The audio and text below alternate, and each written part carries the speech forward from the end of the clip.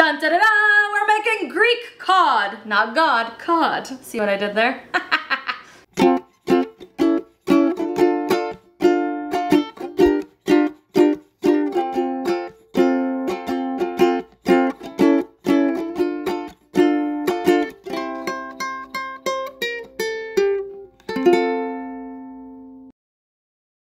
I have 4 beautiful pieces of cod from Farmway Foods thawed out and ready to cook.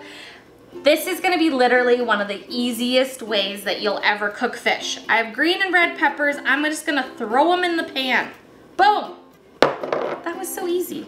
Tomatoes. You don't even have to chop them up or do anything. Just throw them in and make sure they kind of go around the pan, because as those roast in the oven, they're gonna get mushy and squish and then pop open, and we're gonna have so much beautiful flavor.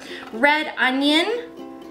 And the reason I call this a Greek cod is because in a Greek salad, you have peppers, you have red onion, you have tomatoes, you have Kalamata olives, and usually there's some kind of an oregano seasoning going on as well. So that's what I'm gonna add here. The tiniest little holder of oregano. So sprinkle, sprinkle, sprinkle. Beautiful. I'm already excited about this. Look how colorful food, rainbow food makes me so happy. I just love how it looks. We do want to season a little bit with some S&P. That is always something that, I don't know. I mean, I feel like salt and pepper is just on the table all the time, but it is important to season.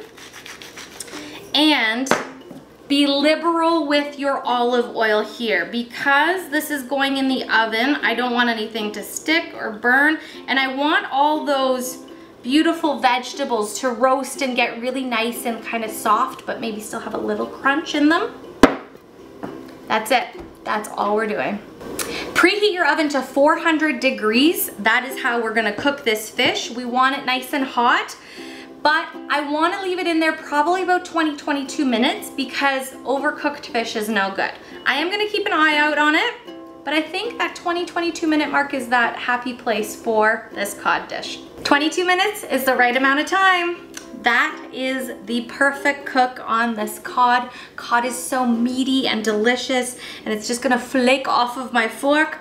I gotta go take a picture first, so I'm not gonna take a bite yet, but I love seeing how the tomatoes have kind of cracked open and softened up, and all these vegetables and flavors have kind of soaked into the bottom of the pan. I hope that if you are interested in some fish dishes, this is one that you will try because it's easy and so worth it and so flavorful. Make sure you subscribe to The Silly Kitchen because there's lots of recipes, tips and tricks on food photography, and just a whole bunch of fun coming your way. Till next time.